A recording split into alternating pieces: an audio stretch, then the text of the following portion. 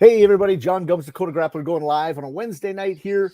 Man, it's starting to get cold. It's middle of winter, but guess what? We're in the middle of wrestling season. Couple weeks in, got a great coach. Whoops, I better get rid of this.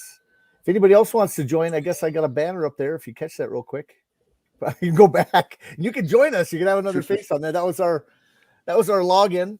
But basically, we're gonna have some fun. We're gonna talk wrestling tonight. I'm Jon Gums, owner and editor of Dakota Grappler. Been promoting wrestling since basically 1999 when I started doing my first books. And basically since 2017, Bill and I have pretty much done Dakota Grappler live. In fact, I did a few before Bill came on, but he's my right-hand man. I'll let him introduce himself, and then we'll go from there. Yeah. Don't need to spend a lot of time with that. Bill Holton, coming from Carrington, North Dakota area. Just a big wrestling fan. Been around the sport a long time. I like to talk about it, like to follow it. So it'd be good to catch up to James and what's going on at Red River. You betcha. So, James, going to let you introduce yourself too. And first thing, I usually ask a question with this so you can add to it too.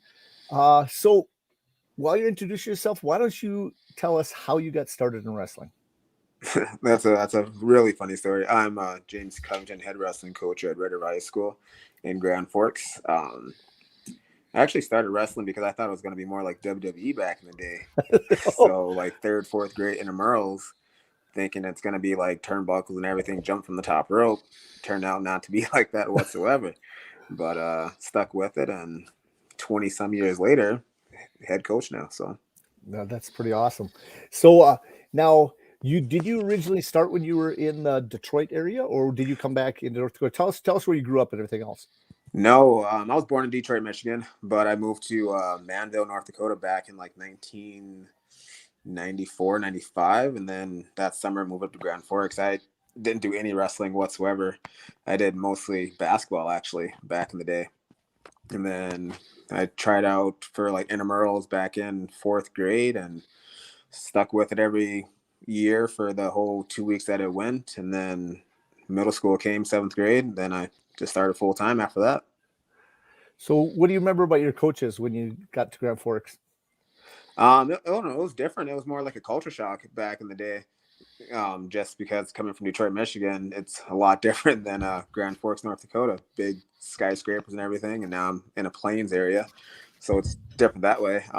Coaching wise, they were instrumental in how I stuck with wrestling. They're nice guys, teaching what they knew about it. They were just doing it just for the fun of it, just to get kids interested in wrestling back then.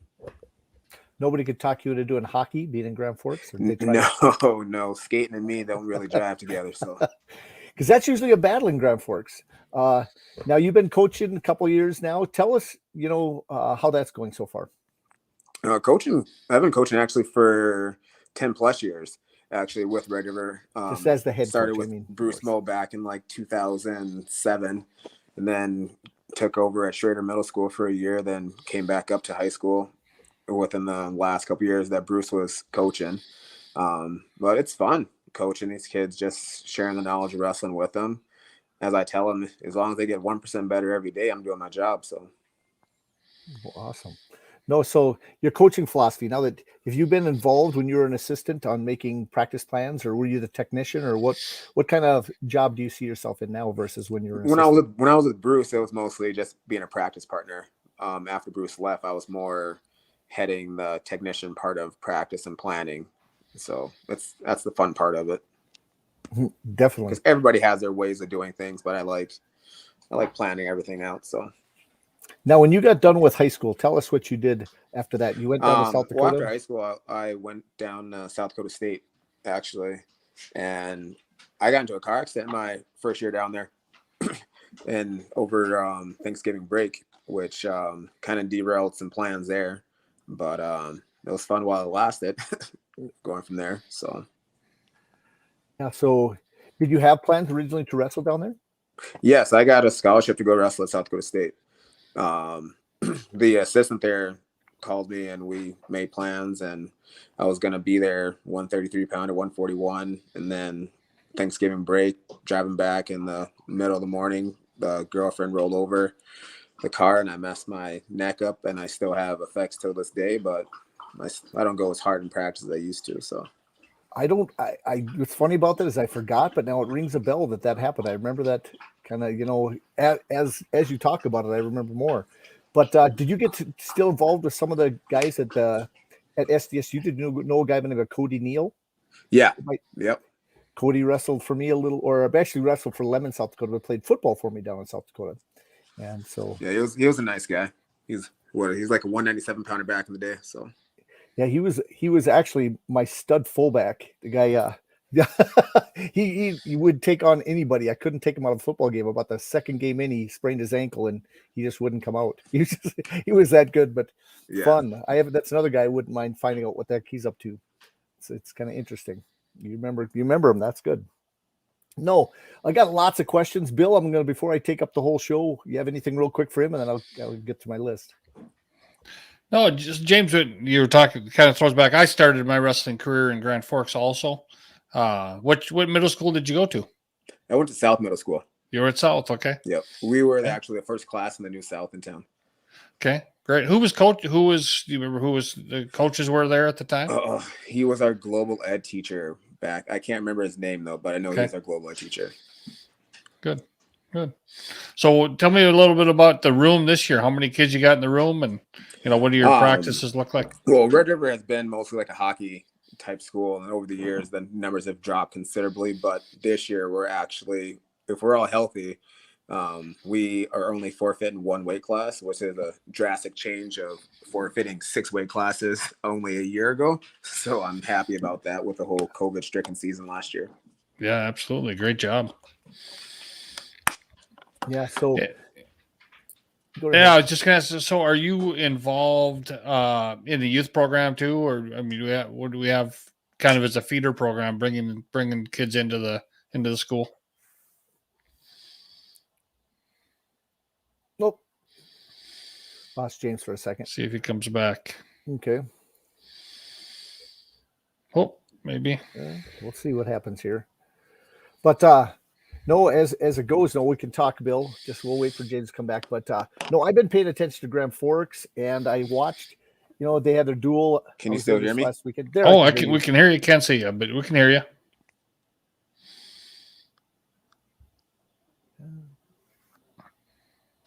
I was impressed, Bill, the way the numbers are both from Grand Forks Central and Red River this year. Can you still hear me, guys, or no? Can hear you? Yes. It's like us. We should have our faces blocked out a lot. Listen. Up there, he's out. He'll try to come back in. He will be. Yeah, see if he comes back. But well, it's good. I mean, there's a lot of history, for the sport, obviously, in Grand Forks, and I know, there's you battle sport, all kinds of sports there, but we do that all over the state. So, we can build a program and there also. So I'm glad that James is fired up about it. And I know that the guys at Grand Forks Central are, working hard too. So Bill. Okay. So we'll wait, see if he gets this technology going. That's fine. Yeah. Okay. Yeah. So I was just going to mention I was in Grand Forks this last weekend, and they had a great tournament dual wise. Century took second. I thought that was pretty good. They don't have a senior on the team. They got a bunch of juniors, and they wrestle really well. They hadn't beat Perm before in a duel. They pretty much had lost to them in the finals many years, and they beat Perm in the semis.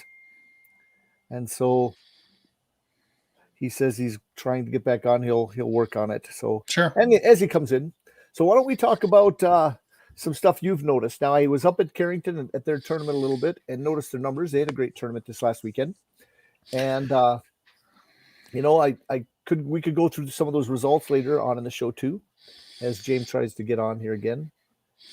And yeah, it was a great tournament, great field. New Salem was there, looked really good. Obviously, Lisbon was there, Carrington, Pembina County North. A lot of good programs and a lot of good wrestling. So it was tough. Some good duels on Friday night. There's some awful tough teams in the state that kind of converged in the Central City this weekend. So that was good to see.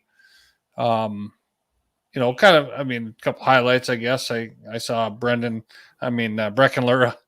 got his 200th win, so that was kind of a big deal. And but yeah, a lot of good scraps, and I think we're going to see a lot of competition come down the pike here. Tournament was won by New Salem Almont, and you've got to remember that Lisbon was in the field, so that should tell you something. That they're going to be right in it all year long. New Salem will. I think New Salem and Lisbon will be battling pretty hard, and South Border will be in there too, of course. But that's state tournament time. It's pretty exciting to see. And go ahead. Well, I was going to say, and I noticed, as long as people are a little injury free, it'll make a big difference. I did notice that Oakson got a big match at heavyweight, beat New Salem's heavyweight, and correct. That was big. So as I get through the rankings after this weekend, the Littons got their big tournament.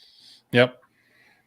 I should be able to do the rankings again, and it should be phenomenal. Actually, some big changes. Now I can hear you a little bit, James. Let's see if he comes back. Yeah, you get to Linton, and New Salem will be there, and Hettinger will be there, and Carrington. I don't believe you'll have Lisbon, but Napoleon, South Border. Yeah, so we're gonna kind of Oaks will be there. You'll definitely see a little Bishop bit. Bryan will be there again, so you might be able to see a rematch there. So yeah, there'll be. Once you get from about this time of the season on, you get to that Carrington tournament and then start rolling through. There's going to be a lot of battles that we're going to kind of see how it's going to shape up the whole season. But a lot of those teams will see each other, 4 or 5 times between different tournaments. So, oh yeah, no, I'm hoping everybody stays healthy. That's the big thing, and people get down to their right weights. It'll shape up pretty nice. I tell you what, I was worried about some of those lighter weights, but then I watched some in Carrington, and man, they're just flying around. I like the aggressiveness. Some of these younger wrestlers, they got nothing to lose, so they're out there just battling. Well, a lot of these are the same kids we see at the youth tournaments, coming up and wrestling at state freestyle and Greco and state folk style, and I mean they come in. And it's probably not a whole lot different than what we're seeing kids going from the high school level to the college level, and they're kind of ready year one. We're seeing a lot of kids that are coming in as 7th graders at the lighter weights at least, and some at the middle weights too. But kids that are coming in and after getting quite a few matches, both on the state level and at the national level. And they come in and they're ready to go year one. They're ready to go in 7th grade or 8th grade, and they've got the technique and they've got a lot of drive, and they don't have they have no fear. They've been beaten up on kids at their own age level. And obviously a lot of our 106 and 13 pounders are 7th and 8th graders, so they feel comfortable going right at them right away. So. That doesn't surprise me that we're seeing, the type of talent there out of the chute that we're seeing. And another thing I start noticing too is, it usually thins out at that, 170 and above, because a lot of seniors, pretty much graduate, and then there he is. Let's try this. There we go. A little darker, but we got you. Perfect. Yeah. So right away, I know we start talking about your team. How about that, James? I see you back. Let's talk about, first of all, before we go into names, talk about how you want to develop your team. It's thin in certain places. Where is it hardest to get your guys? Are you missing the big guys or the little guys right now? We're missing a lot of the big guys. We typically with Red River, we get more or less like the 126 to 160. Like last year, we probably had 6 guys at 138. So it was just a hard situation for him. Yeah. So I noticed that. So how about dual wise? Do you find that you have entered a lot more individual tournaments than duels in the past? I know you guys were wrestling a duel, but the Grand Forks Sertoma is the only dual tournament that we do. We do more individual tournaments just because with teams giving up a lot of forfeits doesn't do us well for that. Just getting their confidence because going against teams like Bismarck and stuff like that, it's not good for a team that has a lot of opens. or you new guys, correct? Yeah. Yeah, and so you won't be seeing at the Rumble, or do you have anybody participating in that? No, we were gonna go to the Rumble, but the way that it with our guys being so thin, we decided not to go to the Rumble this year. Okay. How about any Class B competition you're going to face? We might actually go to the Metro Duel, so might see some there, but we'll see some Class B, like at the Larimore tournament and stuff Larimore like that. tournament you guys have gone to there in the past. Yep. Yeah. Okay. So how about your coaching philosophy? When you start the season, how do you start developing your kids? Do you have certain techniques you want? Do you go to the basics? Do you have a system you like to try? It's basics. Just getting those basics down. I tell the guys now, during practice, we have to get the basics down, or else we're not going to be able to develop anything further than that. If we're having trouble with the basics, it's going to be hard to build upon those building blocks. Definitely. How about any coaches that you follow to get some of your technique from, or you have college coaches or high school coaches you're taking your stuff from?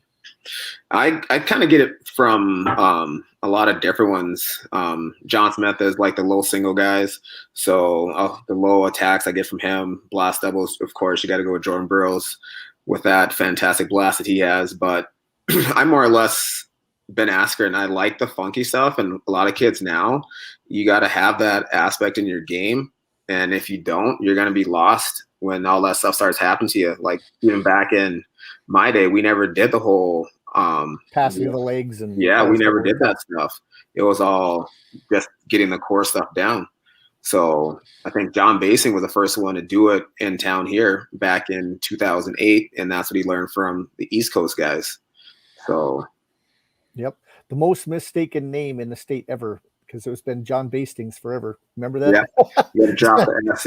Yeah. Everybody said drop that S, guys, and they wouldn't do it forever.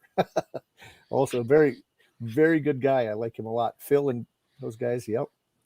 So now in your development of your team, do you have some big goals that you're trying to accomplish during this year? How many guys you qualify? I know we qualified everybody we possibly could last year, but yeah. No, I like and dislike the new system of having 8 people go per weight class. Yes, you want to have a lot of guys at the state tournament, but just from back in my day, having the top 6, you get like legit top 6 wrestlers going in from each East-West. So now you kind of get like that easy first match, easy second match, whereas back in my day, your first match was a pretty hard one back then. But now top 8 go. But the goal this year is to have all the kids be able to go to the state tournament, as every team should have. Realistically wise, we should have pretty much everybody go to that state tournament this year. Sure. And what they're doing now, they did something different in Class A. I don't know if you know that, but now we'll take the number 1 from the East versus the number 8 from the West. Yeah, we talked about that at that coach meeting last year. Yeah. And so it went through the basically advisory committee so there will be no seeding. So there's kind of the ups and downs with that. I'm a big believer that guys who deserve to be seeded should be seeded. You know, kind of separate that so that you have the best guys on opposite sides. But you know, it could be interesting on how that works out, because you still find ways when you get into the region that if you have, let's say, 3 of the best guys in the state on one side, one region, you're always going to have that one not ever get a chance as well. You know, if you have a really good number 1, he's going to be on the same side. The 3 and the 1 are going to be on the same side of the bracket from the same region. Instead, he could have been on the other side of the bracket where he has a good match with number 2.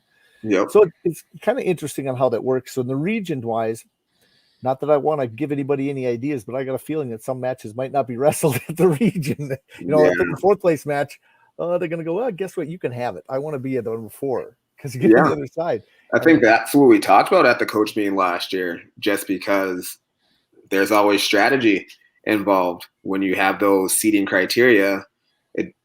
During the year, it doesn't really matter. But if you place 6 in EDC or 4th, that's what they're going to start going by. Right. And I'm not going to try to be on the number 1 side. So strategy-wise, things can happen. Not saying that coaches will do that, but that's always something that is in the back of your mind that some people might try. We got to rest that knee that's a little tweaked. Yeah. Yeah.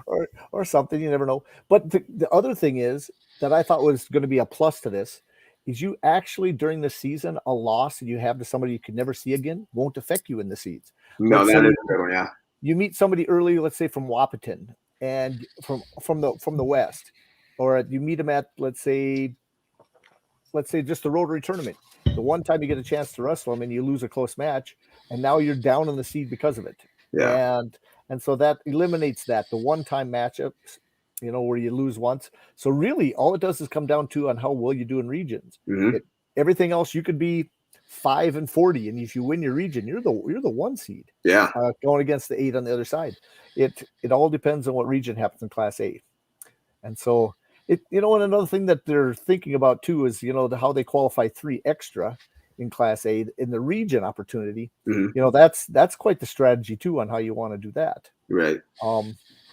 And it's advantage to the bigger schools, that have all the extra wrestlers. If you don't have 3 extra to bring, it's not really an advantage unless you have, sometimes you have 2 real good wrestlers at a certain weight, and that helps out. Then you get into that issue of who's going to score team points, though. Kind of like Bismarck having 2 finalists last year. Which one scored points? Yep. Well, it was pretty obvious who was going to, but now they're both undefeated on the year and dominated down in Rapid. Yeah. Fedek, we talked about him a lot last week, and he's on a mission. He had 127 takedowns now. Yeah, he's a big boy now. And he's on a mission to get a ton of takedowns. And so we'll see as it goes. I thought the competition in South Dakota, which a couple matches he didn't tech or pin somebody, he basically gets up by 13 and then pins them. That's about 10 takedowns and giving away 9 escapes. Yeah.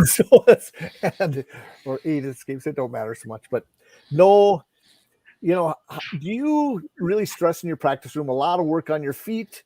Are you working on, positioning? I know we talked to the South Dakota coach. He does something a little bit different. He works a lot on position, and he really stresses that you have to be able to stay down, and you have to have your hands in the right spot. You have to be able to block. You have to be able to, go straight to a front head pressure and then positioning on shots. I totally agree. I think positioning is probably the number one thing that we do go over. Even today's practice, we did our push-pull. And if you're not in the right position, you're not going to be able to get takedowns because a lot of the time, just noticing our guys, we kind of lean too far forward in our stance. And I'm like, you're going to get snapped down pretty hard and you're going to wonder what the heck happened. So you always got to have your feet underneath you so you can brace out if someone decides to snap you. So we do a lot of positioning every single day with it. So do you like live hard drilling? We go more lighter in the drilling wise, but I do a thing called 5-second shots for a minute. And so you should be able to get 12 shots off in that minute. So just having that constant pressure on your opponent, being able to take them down, let them up, take them down. So that's one thing that we do work on every day. They get tired, but when you're tired, that's when that technique comes in. So yeah, you got to be able to have the technique and be in shape. That's correct. Definitely. Bill?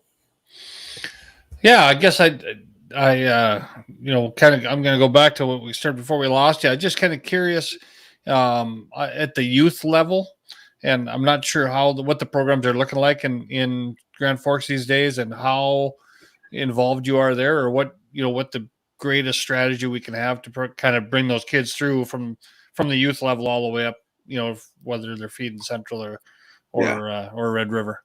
No, I used to be a lot more involved in the youth before I had kids. Once I had kids, I kind of took a back seat to it, and my oldest now started soccer and stuff like that. So I don't really do as much as I probably should with Grand Forks Central's Grand Forks Gliders Club, but I will pop in here and there if needed, like throwing technique and stuff like that for like Greco and freestyle. But I don't do it as much as I should. Sure. Okay. No, it's hard for a high school coach to be in charge of or really involved at every level. So it's we just got to try to find those other people that we can lean on to help build those programs. I know that it's a tough ask for sure. When we run into it all around the state, that you got to try to find those kids to come in so you're not having to recruit them in the halls at the high school level. But yeah. Tell us who's helping out with your program right now, your assistants and your helpers. Well, I have 2 assistants. I've always had the philosophy of I don't really like to have like 20 assistants in there, just because our team has 14 guys. So we don't need a terrible amount of assistants. I do have Jaden Halligan. He wrestled for Riverback a couple years ago, took 5th his senior year. Then I have Trevor Pacino. He used to wrestle in Montana back in the day, but he's been working with me for the last 3-4 years. And yeah, it's been fun, just the 3 of us though. Okay. And now they specialize in something? Or they have certain guys that they work with, or they go all through the whole team? Through the whole team, really. Like we'll hop in. Like Jaden's 200 pounds now, so he's mostly with like the bigger guys. I'm middle area. Then Trevor does a lot of the lighter guys, lighter weights and everything. So. Okay. Very good. How about now, college-wise? Are you a college fan? Penn State all the way. Penn State, man. Okay. Yeah. Okay, good thing I didn't wear my Iowa hat. Good thing you scared the Iowa hat off him. I knew there was something that did it. Yeah, it's gonna be close this year, so we'll see. Gosh, they keep recruiting well. Yeah, yeah. I don't know. Michigan in the mix now, I think. Yeah, Michigan's 3, so we'll see how that plays out. Big Ten everywhere. I just shake my head. I'm going, I'd like to be a fly in the wall when all these guys start talking about how they're going to, when they start dueling coming up here. Yeah. And just hear kind of what they're thinking of doing. Because all the seeds and everything else, they're really going to push that a lot this year, because they try to be more transparent on how these seeds come out. And behind the scenes, they're saying that they want to actually put out the information a little bit more in advance and not be such a secret. Yeah. We'll see if that happens or not. Yeah, I don't think it's going to happen at the NCAA level, but I know there's been some talk. That's what we'd like to see. So it'd be great if we knew today who the number 1 seed was at every, where everybody was seated today, all the way going through, and you could kind of watch it as the season progressed. And, we're going to get into a pretty heavy dual meet season here pretty quick. The Big Ten season will start, and those 20 teams or whatever is heading to Florida this weekend for the Rockfin Journeyman duels, so that'll be fun to see. You'll see if Iowa and Penn State both come out unscathed, and then they'll move forward into the dual season. So yeah, looking forward to that this weekend. But before I go on, let's talk a little bit about your team. Tell us about some of your wrestlers, and then. Well, we got a good bunch of guys this year. A lot of hard work going on. We got a kid from Eden Prairie that just transferred in, and he's pretty good this year. So 132 is looking like a fun weight class for him. We got Max McCarthy in there, and he's a hard worker, working hard every day. Kelly Middleton, he's probably improved the greatest since last year, just having more confidence in his shots and being able to keep people down. So those are probably like our 3 main guys to go to. A lot of kids look up to him. Plus we have a 160 pounder, if he stays at 160, that is, and he doesn't like to cut a pound. So he's at 159 now. A growth spurt over Christmas here. Right. Better be only 2 pound growth spurt. But Troy Stenjum, once he gets that confidence in, his shots are good. It's just being able to instill that confidence in him. So yeah, I was paying attention to some of the results and over the last year duels and stuff like that, and it always becomes a little hard. Your team has always had so many forfeits, so I'm not sure if you're squeezing guys in and stuff. And I really see that you have the team really matched up and stuff. So yeah.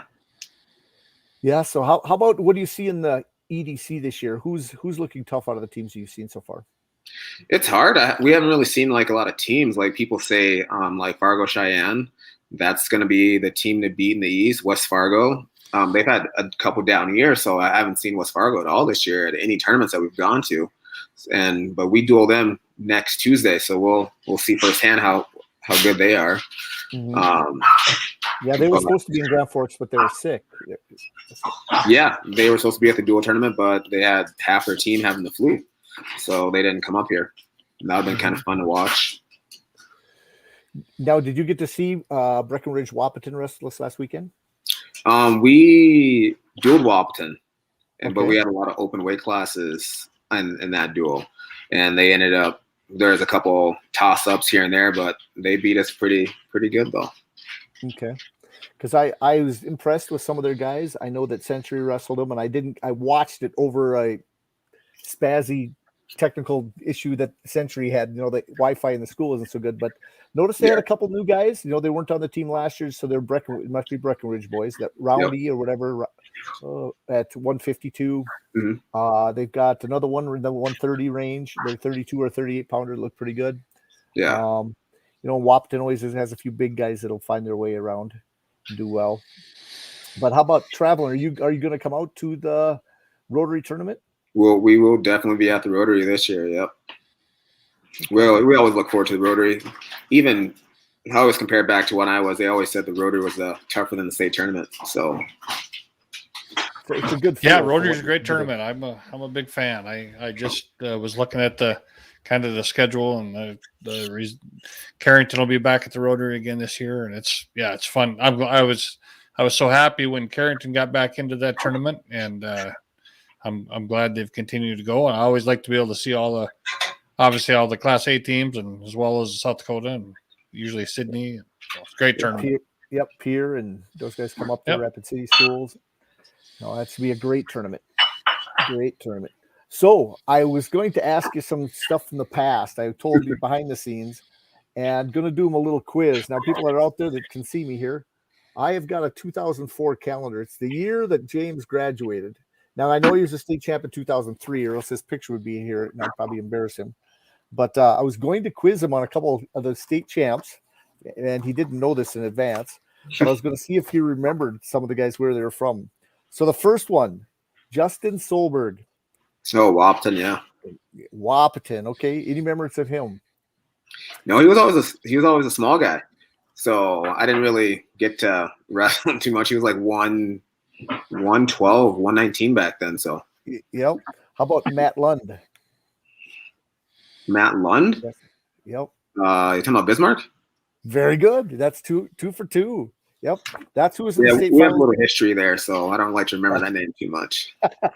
Going back, that right there goes, the Bismarck High, but that was the state finals match. Yep. At 103, actually. Okay, you'll know this one. Jake Melmer.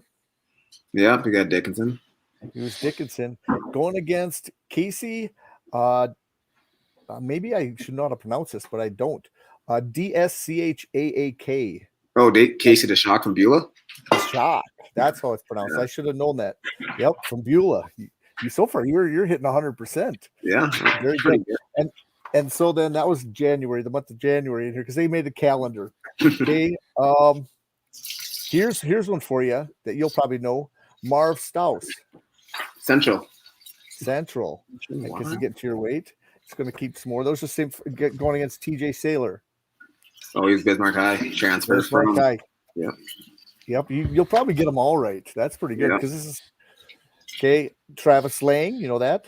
Yeah, my realtor, Bismarck. Yeah.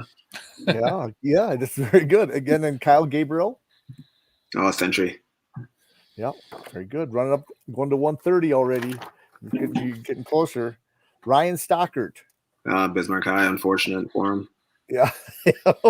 Matt Benz. Dickinson. Very good. You're going to get these all right.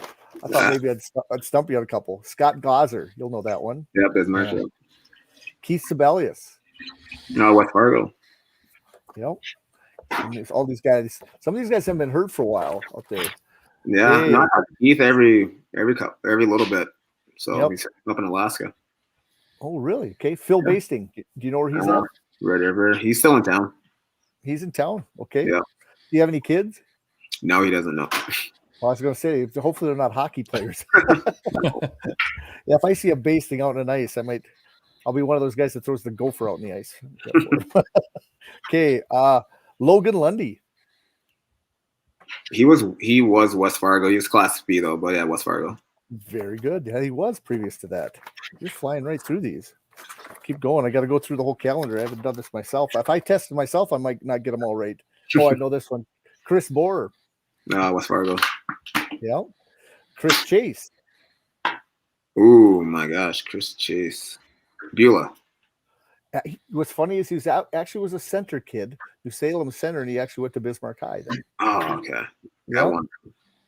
And then you probably even know a name from the Class B that are in there too. Andrew Sinner. Yeah, he's Central Cass. Central Cass, yeah. Yeah, very good. Say at the Class. Okay, Channing Elhart. Channing Eller from Lofton. Yep. Tyler Crum. Who? Tyler Crum? Oh, that's St. Mary's. Yep. You're flying right through these. It's awesome. Getting up to the bigger weights here. 160 already. Rocky Staven. Century. Yep. Nick Van Dyke. South Fargo. Yep. Going to 170. 171. Jody Bruce. Turtle Mountain. Yep, the craziest state champ. He was he ran through the state tournament at 171, and he had a losing record going in. Yeah. I think he was an unseeded wrestler, or maybe an 8 seed or something. He came through. That was an amazing state champ there. Brock Davis. That's one I'd have to think hard. That was the other state finalist. Oh, you got me on that one. That's actually Dickinson. I would have had to really think on that one. Who met him in the state finals? I'd like to go back to that bracket and see who he beat on the way. Okay, you'll know this one. Brendan Flynn. Yep, Devil's Lake. Yep. Yep. And here's one of your teammates, Cody Hansen. Yeah, Red River. Yeah. Red River. And it's amazing to go back to these things. Kevin Mardian. Turtle Mountain. It sounds like it, but it's actually Mandan. Kevin Mardian, yep. State champ. He beat Dominic Vasquez. Oh, South Fargo. Yep, Fargo South. And the heavyweights were 2. And the heavyweights were Dwayne Martin Jr. That's gotta be Turtle Mountain. That's Turtle Mountain versus Shane Miller. Ooh, Shane Miller. What, Valley City? West Fargo. Oh, okay. That's a pretty good run. You also know this from Keith McCleary. McCleary? Yep. Napoleon. I was going to say Napoleon, but McCleary lost Napoleon. Yeah. Very good. I tell you what, you did awesome. There was just a couple of them. In fact, there was one in there I had to think myself, and I had to just look into it. But no, there's such a great memory. I like throwing out names because it brings back memories. Who was your toughest wrestler that you wrestled in high school? What was that? Who was the toughest wrestler that you faced in high school that you can remember? Oh, there's 2. I went, or 3 actually. Sophomore year, it was Dan White. Oh yeah. Yep, I didn't get him until, because we wrestled 6 times that year. You know, it was always like a 3-2, 4-1, and I didn't get the best of them until EDC and state. So, and then junior year was Keith Sebelius. Went to like a 5 overtime match with him in EDC. So that was fun. And then senior year, Scott Glog at Bismarck High. Yep. So that was a 4-2 match that match, but Scotty Glauser. Yep. Quite the guy. No, I tell you what, he became a beast. Yeah, he got big. Yeah, he was huge. And then how about did you do any wrestling, like say in the off season, some USA wrestling? Was there anybody that you wrestled like that you can remember name wise? Let's not from the state of North Dakota. Any big names? Not really. I came close to wrestling. He went to Nebraska, Omaha. Todd McNeely, almost wrestled him. He won my bracket when I placed at junior nationals. So okay. And then Will O'Neill from Michigan, that was a tough one. So what place did you take at juniors? 6th that year. Okay. That's another thing that should be put up somewhere. I don't know all the All-Americans, all the people who have placed in those things. You know how great that would be to really get a composite list. I think someone like Shuey might know, but he's been coaching there forever. Yeah. But he doesn't keep track of that either. You have to have somebody keep track of that stuff. But I'd like to go back year by year because we have some All-Americans that, you know, just bring those names back that made it that far, you know. It's quite the accomplishment. Yeah, that's a great accomplishment. I don't know if everybody understands obviously we do, and a lot of people do, but that's a great accomplishment at that tournament. To any placement is those brackets were brutal, and those are back in the days of the line bracketing or the parallel bracketing or whatever we called it. Where you just kept going. Just going. Yep. Not line bracketing, but yeah. So yeah, that's pretty good. I kind of miss the days of non-bracketing junior nationals though. It was always fun wrestling everybody. Absolutely. Mm-hmm. Yep. It's nice. It's nice as a fan to be able to know, and look forward to see who's going to end up wrestling, and you kind of you see it that way. But yeah, I do. Yeah, there that shook him out for sure. Definitely. Do you remember how many guys were in your bracket? Well, there was 2 sides, so I think total it was 64. I'm guessing. Yeah. I would be surprised if it was less than that. Yeah. So I'm trying to think. Yeah. Pretty awesome. So was that in the summer of 2003 that you actually, or was that your senior year you placed? No, that was 2002. The same year I won state. The same year I placed at junior. Okay. I was trying to figure. I couldn't remember what year that was, because that would have been about the same year, because you'd have a couple other All-Americans that same year with you. Yep. Basting was All-American. Travis got to the finals that year. Let's see. You guys had a really good team. Did you ever do any of the junior duels back then? I did one junior duel when I was in Colorado. Okay. That year. And that's when like Keenan Spees was doing like the coaching for junior nationals.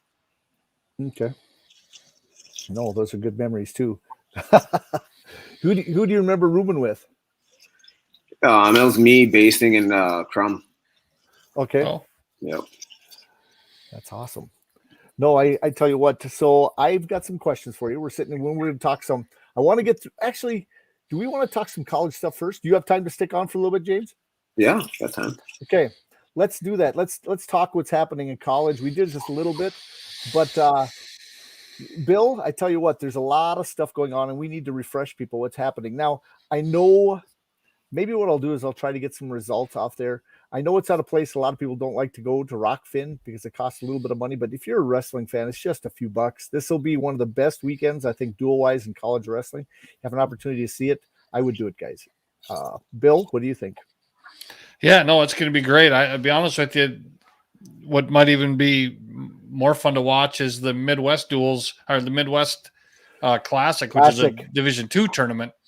With 40 some teams there, at University of Indy in Indianapolis. So, both are, going to be great tournaments to follow. But the dual tournament, I love duels. I mean, they're, we're going to probably get to see a Penn State Cornell duel. We're going to see, maybe Iowa and Missouri. I can't remember who's all on the right sides. We're going to see a UNI Cornell duel.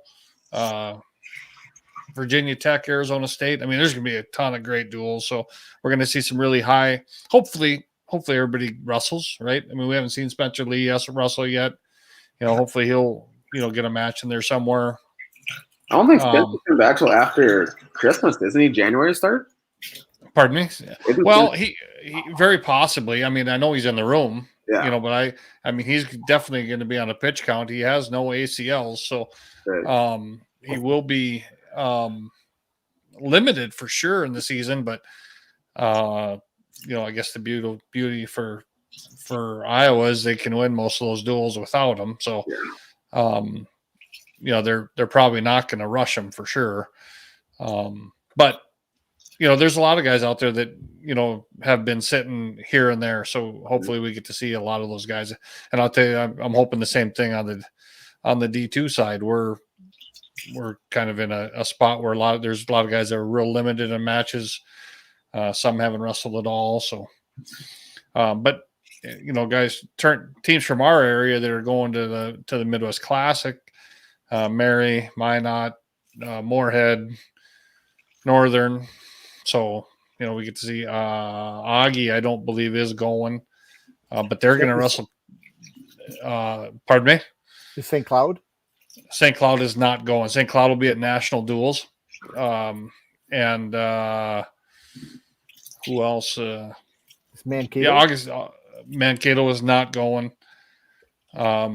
They have not gone for a while, so it's a grind. I mean, it's not. It's kind of a, you know. Well, it's usually a wake up before Christmas, is what I call it. It's like, a lot of these guys. It's, there's guys that are going to go there and be there for a 2-day tournament, go 0-2, and then have to go home on Christmas break and try to figure out what the heck happened. But it is really a grind. I know. So Northern State went for the first few years when Billy was there, and then they didn't go for a couple of years. Well, then last year, of course, they didn't have it. Right. I guess there was 1 year they did not go. They went and did a little dual event out in Vegas instead, and that was nice. But I think the year before that, I can't remember. Billy placed 7th or 8th. I don't remember. And but he had a bunch of matches. He had 8 matches or something in 2 days, and he got pretty beat up, and and then you had a little time to rest, but it's a grind. It's a tough tournament. There's, like I said, there's 40 some teams there. So Bill, if I was just a first time wrestler going to see the D2, who would you want to see, or who right now would be on top in that duel that you would like to see to face each other? Are the top dual teams in the D2 at this tournament? At the Midwest Classic, it's an individual tournament. This one is not a dual tournament, but yeah, you have a bunch of teams there that are really good. Now you don't have St. Cloud, you don't have Nebraska Kearney. Those are 2 of the top 3. But you do have Central Missouri, Central Oklahoma, Maryville, McKendree. Obviously all those Region 5 teams I mentioned. Oh, Upper Iowa is going to be there. Wisconsin Parkside. Those are all NSIC teams too. So there's going to be a lot of really solid teams, and you get to see all those teams from the East, the teams from Pennsylvania and the Carolinas, which are pretty deep too. So that'll be fun. It'll be fun to see how it shakes out. I don't know, what kind of lineups our local teams are sending. Hopefully they're sending full squads, but are there any ranked wrestlers from North and South Dakota we should look forward to looking at there, the D2? Well, you'll have Huber from Mary will be there. He's I think number 5 at 157 pounds. Pretty good chance we'll see Ryan Ripplinger there. He's ranked 12th at 133 for McKendree this year. I'll tell you one that's not ranked yet, but is gonna we'll see what happens at this tournament. But Reese Barnhart looks awesome, looks really good. So I'm excited to see what he does at the tournament. Wyatt Turnquist out of Winter, South Dakota, that's wrestling for Northern State, is maybe he's ranked 12th, I think, at 149 pounds, and he looks really, really tough. I went to Northern Duel last Friday, and he first period tech fall looks really good. So those are probably the majority of the local kids. How about at heavyweight? I know it's loaded. Well, I'm trying. I want to know. Let's see. So St. Cloud's got the number 1 heavyweight or number 2, depending on who's doing the rankings, and he has not wrestled a match yet. So I don't. But they won't be there. Not there, of course. And then after that, I'm trying to think of I'm looking here to see. Not quite there yet. Maybe. I don't know who's all going to be there. I think we talk about local heavyweights. We've got a couple pretty good ones. At Mary and Minot, Jordan Will, and then they have the guy that's kind of started for them also. I can't think of his name with that, but he's looked pretty good. I kind of look forward to seeing Mankato State's or Minnesota State Mankato, I guess. Minnesota, what did they call it? MSU. Jim's probably watching. He's going to call me and yell at me.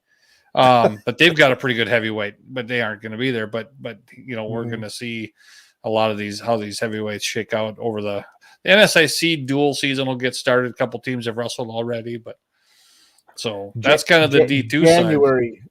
Yep, January. Yeah, it's gonna get hot and heavy. This between the high school season, it's really gonna get busy too. So, and then that's the D2 side, and then we go back to that Rockfin duels, we'll call them. I guess that's what they're calling them, but there's going to be a lot of good teams there, and I think it's surely worth a pay-per-view. It's not a whole lot of money. I can't remember. It's $10 a month to join Rockfin. You can do that for 1 month, and then the pay-per-view for the weekend is maybe another. I'll just look at it here just to make sure. That's $10. $10. Yeah, it's $10. So if you're not already a Rockfin subscriber, it's going to cost you $20. If you are, it's going to cost you an additional 10. Pretty easy money to spend, I guess, as far as I'm concerned. But teams that'll be there: Binghamton, Mizzou, NC State, Lehigh, Central Michigan, Iowa, Hofstra, Virginia Tech, Arizona State, Northern Iowa, Cornell, and Penn State. So got a few good duels, got a few good matchups, highly ranked guys. It'll be good. Be fun. Then I saw something. How about your opinion on this? You got, how do I even bring this up the right way without thinking kind of bad? But okay, somebody asked for $50,000 for a match. A college wrestler. Did you see that? It was Gable. Yep. Okay. So that was in I don't know, is it February? February, the United States national team, or we call Rockfin to come up with it. Well, it's Flow. It's going to be on Flow. So Iran is going to come and wrestle the USA at Texas Ranger Stadium, and then there's going to be a couple. I think there's going to be a couple duels also at the same time. So I don't believe as of right now, Gable is on board to wrestle in that in the USA, but he did send a tweet out, said that he thought that Flo should pay him $50,000 to wrestle against Zare. We all want to see him wrestle Zare. I'll pitch in. I'll throw a little towards it, but I can't quite get to the $50,000 mark. But no. Well, 50,000 of us at $1 a piece, or 5,000 of us at 10. Hey, Gable's a promoter of himself, and he has a lot of talent, and he's fun to watch, and I'm going to be watching both of those matches, no matter whether Gable wrestles or not. So doesn't. But I think that's going to be Iowa and Oklahoma State's going to wrestle that night, as well as the USA and Iran. And I think there's another duel. I must have missed that. Yeah, no, I think there's another duel too. Michigan and Arizona State, maybe. So there's going to be two college duels, but Iowa and Oklahoma State, that'll be the home duel for Oklahoma State. So going to be at Texas Ranger Stadium, or whatever they call that now. Right. Remember that, but I forgot that there's going to be more than one duel. Yeah, I believe there's going to be another one. I kind of think it's Michigan and somebody else, Arizona State maybe. So Michigan looks good. They got Siriano coming. We talked about that before. Logan Massa, who I think 2 weeks ago I called Taylor Massa, but Logan Massa's back, wrestled this weekend. Like a senior, isn't he? Well, wow. As they said in Tommy Boy, a lot of people go to college for 7 years. They call them doctors. But yeah, I remember he wrestled Ryan Blease in the finals of the Fargo tournament. So that tells you, he's got to be. But he had a couple of Olympic red shirts, like a lot of people did, and had a COVID year, and so I think the average. There might be guys on that team that are as old as you, James. But they're going to be solid. They're going to be good at a lot of weights, and they're going to be right in the mix. And that with that tournament being in Detroit, it'll be it would be very, very interesting because they're going to be they have a very, very good chance of having 10 All-Americans. Right. With possibility of finals lists at 25, 41. One's gonna be tough though. Well, yeah, but that's Michik. Michik's going to be at 41, and I can't tell you that there's anybody in that bracket that he cannot beat. I mean, I'm not saying he will, but yeah, no, he's going to be the only Olympian in the bracket. So, so I think he could. I'm not saying he's in the finals. I just think he's a possible finalist. 41, 40. Massa, I think it's 74 is a top 4 guy. I'm not sure he makes the finals, but he's gonna be a point getter. Got a possible finalist in Amin at 84, 97, probably not a finalist, but gonna be right up there. Patrick Brucky, and then obviously Mason Paris at heavyweight finalist potential. So you got 10 All-Americans and maybe not have a champ, but have 4 or 5 finalists. You're going to score a lot of points, so they're going to be in the mix. It has happened before that somebody's won national, Southern national champ. Minnesota. And 10 All-Americans. Yeah. Gophers did it.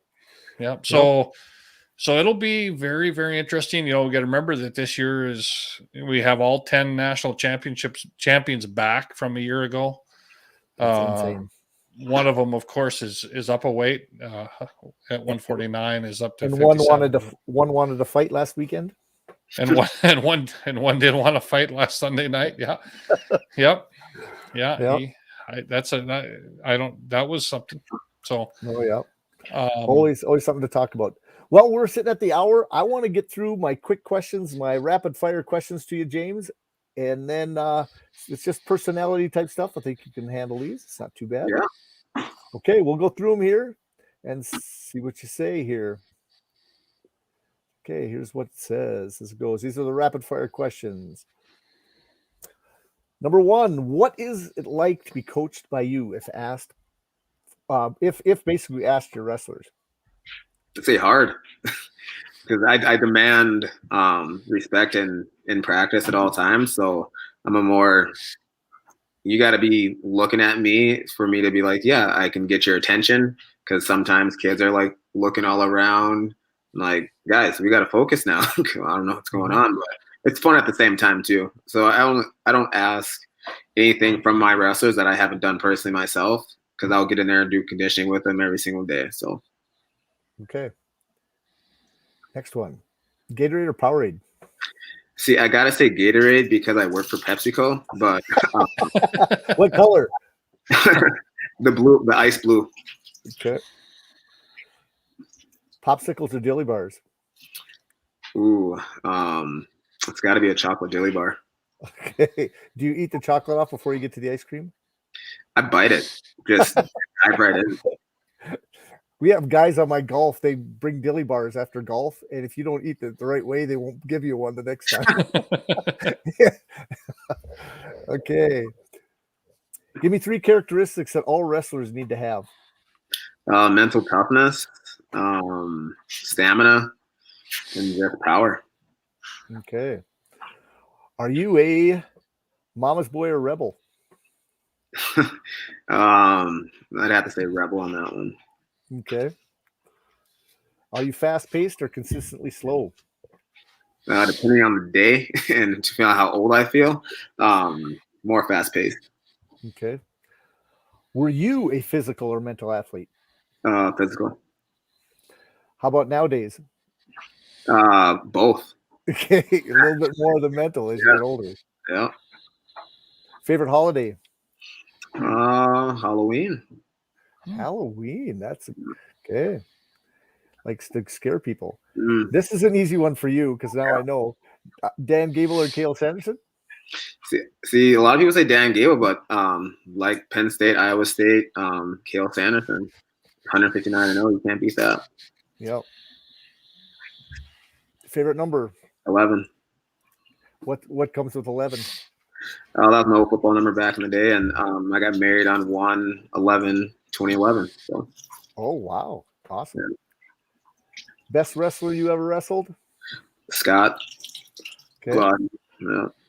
Scott Glauser. Any habit you learned in wrestling that you still do today? I'm always a habit forming guy.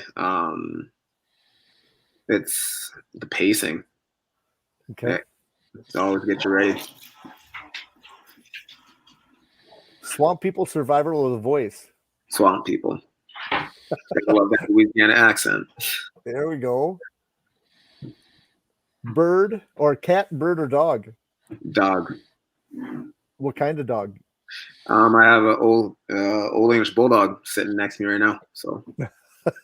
Well, Bill said the same thing. You'd be a dog guy. Yeah. Well, I've got good. cats and birds too.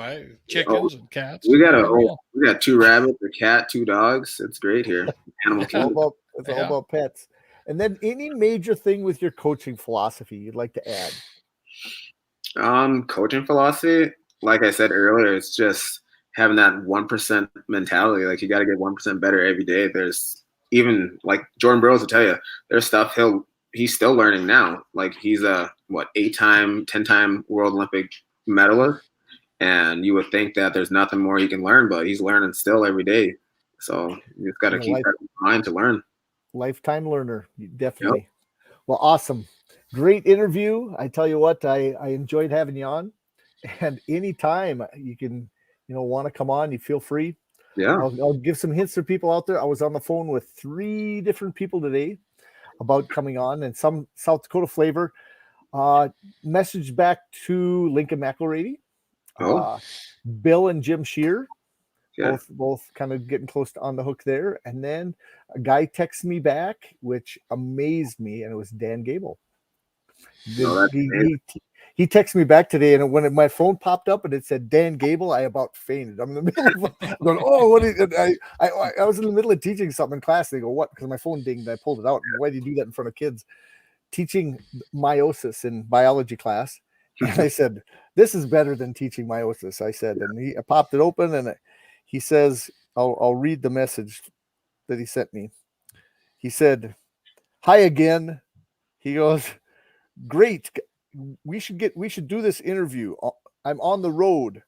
When I get settled, I will call for when we can do this. Dan Gable. There you go. So that made my day. I'm saying, okay, call me now. I want to get to, it's one of those bucket list ones that you got to get on one of the interviews. That since I'm a Dan Gable guy, to be in Iowa, but Kale would be. He's the one that would be another one that'd be one of those bucket list ones. The John Smiths. I've actually been in conversation a little bit trying to get John Smith on, lots of different guys. So trying to get a little bit more national flavor. I know we had, Damian Hahn on last week, and one of the guys from South Dakota, he texted me before he got on. He goes, I'm not worthy. I'm not worthy to be in one with Damian Hahn. He's SSU coach. If you come on with Dan Gable, I tell you what, Bill would probably stop his vehicle and say, hey, I'm on the road, but I'm not missing this one either. Lots of fun. But I wish you the best of luck for your wrestling season. I tell you what, I like to see the numbers up. It's always difficult in the hockey town, Grand Forks is. So I commend you, and I just hope the building of those little steps up and up, so more guys get up on the stand for you guys. Yeah. Thanks, guys. Yep. Yeah. No, hey, great having you on, James. I look forward to seeing you at the Rotary and at the state tournament down the road. Yeah, definitely. So have a great season, and we're rooting for you. I'm always pulling for the Grand Forks guys. Yeah. Well, the Easter guys in general, but Grand Forks in general too. Yeah, he always pulls out that Fargo stuff now and then too with Lynn 40 and wants them to do well, and I always shake my head. No, East versus West, it's always good. No, I do wish you the best of luck. I do thank you a lot, and if you ever have anything, I've actually got something for you at the Rotary. I'll run you down. Everybody comes a guest. I've got a little gift for you, and I always got some grapplers if you need some. Or I've got a few T-shirts. You name it, I'll get you some stuff. Alrighty, thank you guys. You betcha. Thanks, James. You have a great evening, and we'll talk again in the near future. You guys have a great night. Yep. John Gomes again, Dakota Grappler. Get out there, check out the website. I'm doing tons of things. DakotaGrappler.com. Go over to YouTube. I still have a goal of getting more and more people on there. All this stuff that I do is streamed onto the website and onto Facebook. Probably want to get a few people over YouTube. I've had almost 2,000 hours this last year watched on YouTube, and I only got 200 some subscribers, and you get 2,000 hours. So it's people coming out. They want to see wrestling stuff, but I can do more things. I can go live on YouTube, which I can kind of do through StreamYard, but just through YouTube if you get up to 1,000. So I do have a goal someday of getting 1,000 subscribers on there. It's been crazy on the website. People are getting more and more. There's a message board. I will have new rankings after this weekend. Class B. I haven't been doing the Class A because we're waiting there's a coaches poll. I should probably put on the Grappler. I haven't done that yet. I started to do a Class A, but we'll see. I got other competition happen out there that are doing that stuff. So, Bill, any last things? I know that college is just going crazy here. You probably it's gonna be a huge weekend in high school wrestling. Gonna be a big weekend in college wrestling. One thing I saw that was pretty exciting, I did not mention earlier, but Mark Hall is going to come back and wrestle in the Midlands tournament at 184 pounds. So that'll be the week after Christmas, right? So maybe we'll get a chance to talk about that again before then. But I think that's just something we need to kind of keep an eye on. So he's going to wrestle at 184 at the Midlands. So that'll be I do have one more thing I want to mention about girls wrestling. The Border Brawl this weekend. They're having an event for just girls, an all-girls tournament down in South Border, down in Ashley. Yeah, Ashley, I think. Yep. And so I kind of want to see how that happens. I have this weekend, my son goes down to Wyoming to some duels in Gillette. I cannot make it down there because, again, as a teacher, you get a couple days a year. So I'm going to make my way probably down to Linton and then probably make my way down to Ashley this weekend and see how that goes. And if you guys ever need something for Dakota Grappler, I'll see if I can stop by. That's all I got, guys. You guys go out and promote wrestling. You guys have a good evening. Take care.